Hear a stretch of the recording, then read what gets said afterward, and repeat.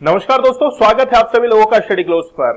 Recently एक announcement हुई है और वो अनाउंसमेंट हुई है कि G20 के अंदर जिस इनिशिएटिव को लिया गया था उसको और आगे अब बढ़ाया जाएगा।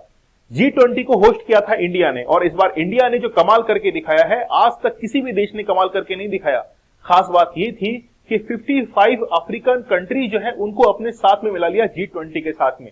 इसमें रशिया और चाइना ने पार्टिसिपेट नहीं किया था। उनको ये लग रहा था कि ये डिक्लेरेशन जो है G20 का वो सभी देश साइन नहीं कर पाएंगे, लेकिन फिर भी 9 और 10 सितंबर को जो G20 भारत ने होस्ट किया था, हमने 9 सितंबर को ही ये G20 का जो डिक्लेरेशन था इस पर बाकायदा सब पे साइन करवाए और सबकी सहमति जो है इस पर हम लोगों ने जाहिर की। और 10 सितंबर को हम लोग खुले आसमान के नीचे जो है वो सभी लीडर्स के साथ में घूमे भी हैं, राजघाट भी हम लोग गए हैं, कई जो फूड है उनको खिलाए गए हैं, तो बहुत सारा जो है एंजॉयमेंट भी रहा था। हमने बहुत अच्छे से जो है इस चीज को टैकल किया था। इन सभी चीजों से एक चीज सामने निकल कर आ रही है, वो है INEEC। क्या चीज है ये बेसिकली एक इंडिया का प्रोजेक्ट है जो कि इंडिया ने इनिशिएट किया है। मिडिल ईस्ट के अंदर एक इकोनॉमिक कॉरिडोर जो है वो बनाया जाएगा और इसके लिए 3.5 लाख करोड़ जो है रेलवे का प्लान है जो कि 8 पोर्ट को कनेक्ट करेगा। देखिए, खास बात यह है कि ये सारा जो है मिडिल ईस्ट का है, लेकिन आखिरकार इस पूरे प्रोजेक्ट के अंदर यूएसए क्या कर रहा है, इस बात को आपको समझना पड़ेगा। तो चलिए शुरुआत करते हैं हम लोग आज के इस लेक्चर की। सबसे पहले देखिए, ये जो प्रोजेक्ट है वो इंडियन पोर्ट से शुरू होगा और यूएई तक पहुंचेगा। यूएई तक जो है वो बाय शिप पहुंचेगा। उसके बाद में कंटेनर जो है बाय ट्रेन वो हाइफा शहर के अंदर पहुंचेंगे इजराइल के अंदर। इजराइल के बाद में फिर इटली, फ्रांस, यूके, यूएस जो है ये तमाम देश इसके अंदर शामिल हो चुके हैं। यूके तक तो ठीक है, लेकिन यूएस इसके अंदर क्यों शामिल हुआ है आप लोगों को आगे पता चलेगा। इसके साथ में ही ग्रीस और नॉर्थ अफ्रीका जो है वो भी इसके अंदर ट्रैफिक मूवमेंट जो है वो देख सकते हैं। आप लोगों को मैप के थ्रू में इसको समझाने की कोशिश करता हूं। ये जो प्रोजेक्ट है जिसको रिसेंटली अनाउंस भी किया गया है, ये जो मुंबई पोर्ट है यहां से शुरू होगा, फिर यूएई के अंदर जाएगा, जाबेल अली जो पोर्ट है वहां पर, फिर है अली गोएत जो पोर्ट है यूएई के अंदर, फिर वहां पे पहुंचेगा। ये जो रूट है ये सी रूट है, यहां पर है ना, बाय शिपमेंट के थ्रू जाएगा। ये जो है वो रेलवे का रूट है जो कि यूएई के बाद में सऊदी अरेबिया, ठीक है, सऊदी अरेबिया के बाद में फिर रियाद, वापस से सऊदी अरेबिया के अंदर एक और पोर्ट कवर करेगा, फिर सऊदी अरेबिया के अंदर तीसरा पोर्ट कवर करेगा, फिर हाइफा के अंदर पहुंचेगा इजराइल के अंदर। जैसे यहां पर पहुंच जाएगा इसके बाद में सी रूट वापस से लिया जाएगा और फिर ग्रीस, और ग्रीस से फिर यूरोप के अंदर जो है वो पूरा का पूरा हम लोग नेटवर्क जो है वो यहां पर कनेक्ट कर लेंगे, ठीक है। अच्छा, ये तो है हमारा प्रोजेक्ट, लेकिन इस प्रोजेक्ट का अनाउंसमेंट जो है वो 10 सितंबर 2023 को होता है और इसके अंदर India, United states, Saudi Arabia, UAE, European union, France, Germany और इटली जो है वो इसके अंदर शामिल है।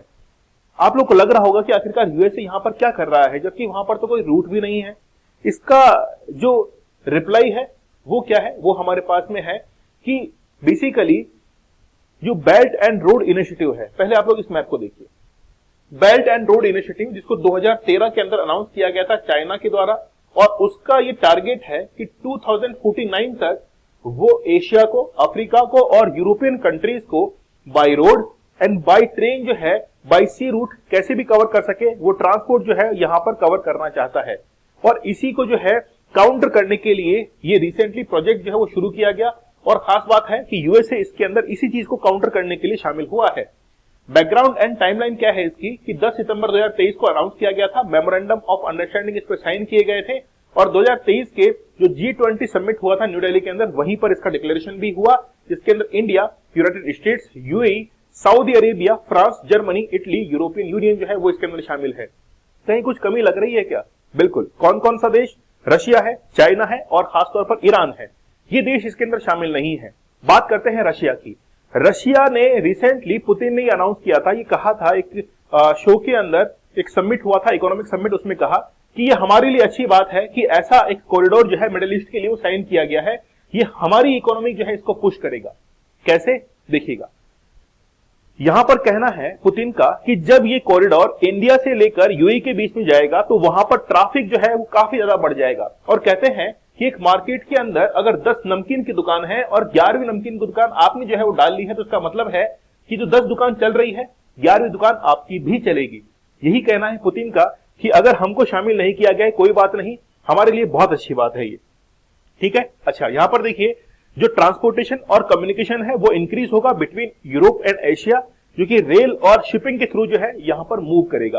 खास बात है कि बेल्ट एंड रोड इनिशिएटिव जो है इसको यहां पर काउंटर करने के लिए पूरा प्रोजेक्ट जो है वो शुरू किया गया है, क्योंकि यूएसए को खुन्नस है चाइना के साथ में, रशिया के साथ में, क्योंकि हिस्ट्री जो है वो अपने आप को जरूर दोहराती है। स्वेज कैनाल जो है उसको यहां पर क्या किया जाएगा, यानी कि स्वेज कैनाल से हमारे पास में रूट है, अगर स्वेज कैनाल के द्वारा अगर उसको हम लोग पास करें, बाईपास करें, तो हमारे पास में दूसरा रूट जो है वो बनकर तैयार हो रहा है।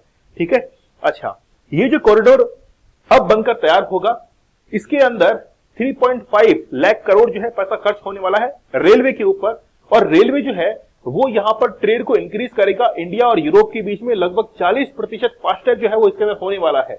इलेक्ट्रिसिटी की अगर हम लोग बात करें तो electricity cable and clean hydrogen pipeline जो है वो भी इसके अंदर बिछाई जाएगी, ताकि क्लीन एनर्जी की तरफ हम लोग बढ़ सके।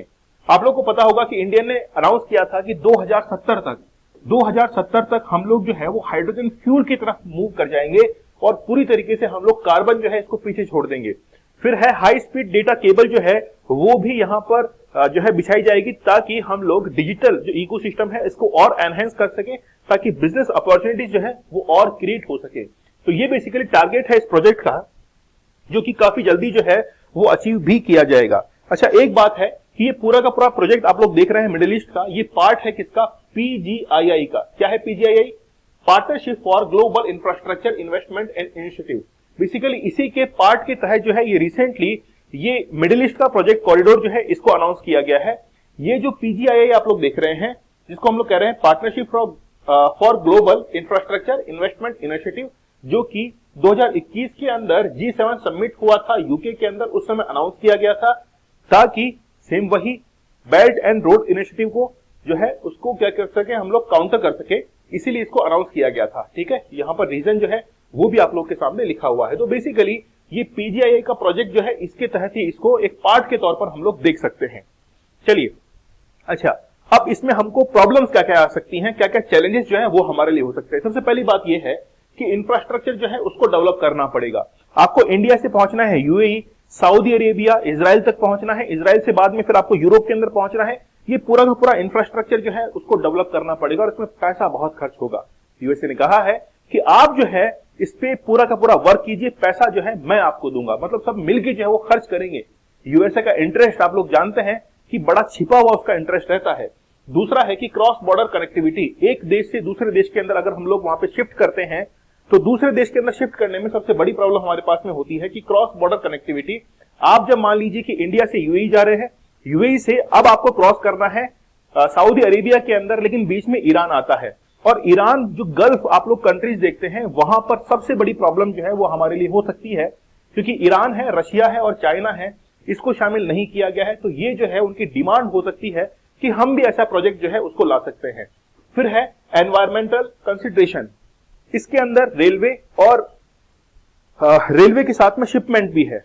रेलवे और शिपमेंट जो है दोनों मिलकर कार्बन फुटप्रिंट जो है वो बढ़ा सकते हैं। अगर कार्बन फुटप्रिंट बढ़ेगा तो जो पर्यावरण के बहुत सारे ज्ञाता हैं वो इसके खिलाफ जो है आवाज उठाएंगे कि आप जो है इतना एमिशन कर रहे हैं CO2 का, इसको जो है आपको रिड्यूस करना पड़ेगा। तो एक एनवायरमेंटल हजार्ड जो है वो भी इससे क्रिएट हो सकता है। इसलिए हम लोग कह सकते हैं कि एनवायरमेंटल चैलेंजेस जो है वो भी इसके सामने आ सकते हैं। फिर है कोऑर्डिनेशन एंड फाइनेंसिंग। सबसे बड़ी प्रॉब्लम है फाइनेंसिंग की, कि आखिरकार इतना बड़ा प्रोजेक्ट है जो कि 3.5 लाख केवल और केवल रेलवे के अंदर खर्च हो रहे हैं, आखिरकार फाइनेंस कौन करेगा? यूएसए ने कहा है कि हम लोग मिलके जो है इसको फाइनेंस करेंगे, थोड़ा आप कीजिए थोड़ा हम करेंगे, और मिलके जो है वो क्या करेंगे, चाइना को काउंटर करेंगे। क्या वाकई में यूएसए हाथ धोकर चाइना के पीछे पड़ चुका है? देखिए, रिसेंटली आप लोग को पता होगा कि हुआवे जो कंपनी है चाइना की, इसको बैन किया था यूएसए के अंदर। उसके बाद से ये कहानी शुरू होती है और आज आप लोग देख सकते हैं कि बहुत हद तक ये इनिशिएटिव लिया जा चुका है कि यूएसए जैसे कंट्रीज हैं, यूरोपियन कंट्रीज हैं, वो पूरी तरह से जो है वो रशिया और चाइना को काउंटर पार्ट जो है वो करने को तैयार है। आई होप आप लोगों को लेक्चर से जो है आपकी नॉलेज काफी एनहेंस हुई होगी। आप लोग मुझे कमेंट सेक्शन में जरूर बताइएगा कि आप लोगों को क्या ये कॉरिडोर जो है समझ में आया है।